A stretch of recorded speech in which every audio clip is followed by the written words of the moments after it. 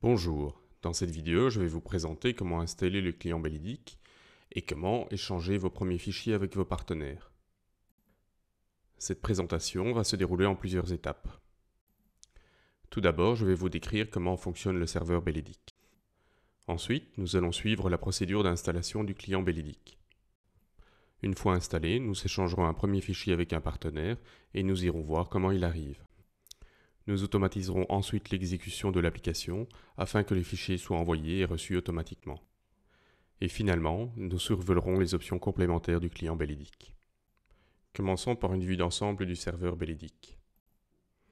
Le serveur Bellidic est une application permettant à différents partenaires d'échanger des fichiers de manière sécurisée. Cette application est accessible via une simple connexion Internet. Les différents partenaires s'y connectent en utilisant le client Bellidic, aussi appelé BCA. Passons maintenant à l'installation du client Bellidic.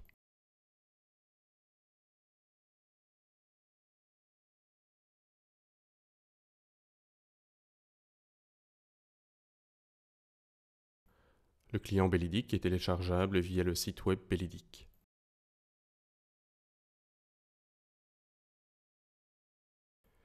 Dans l'onglet Download, nous allons trouver la documentation en PDF et le programme.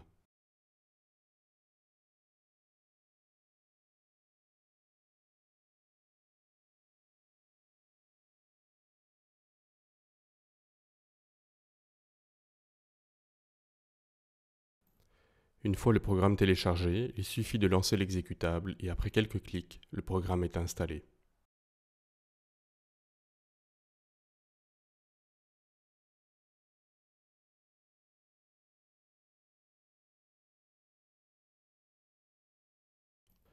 Lançons la configuration via l'icône Client Config et ajoutons une connexion.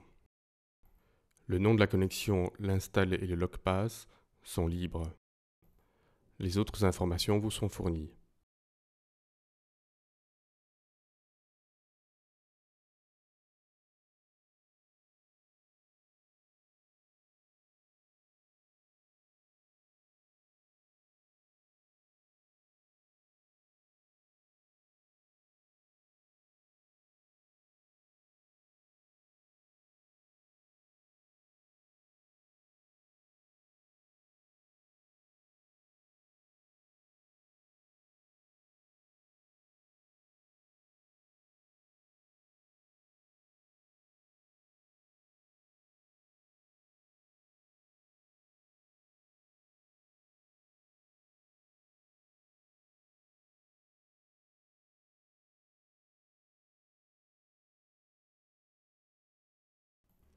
Ouvrons le répertoire C afin de voir ce qu'il s'y passe.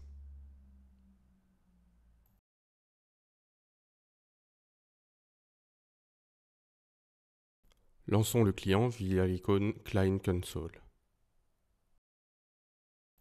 Nous voyons que le répertoire Bellidic a été créé.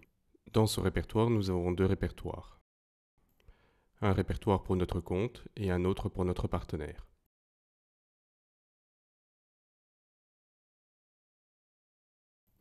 Dans le répertoire du partenaire, nous avons un répertoire import et export.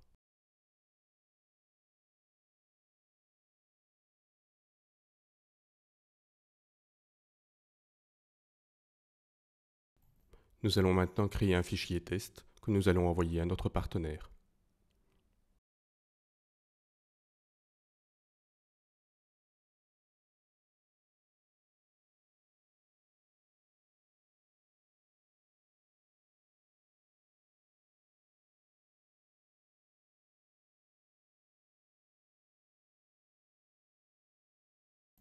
Ce fichier, nous le copions dans le répertoire export de notre partenaire.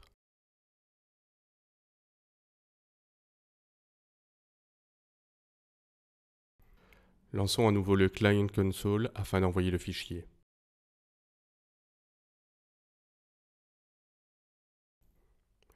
Nous pouvons voir que le transfert s'est bien déroulé. Le fichier test n'est plus dans le répertoire export.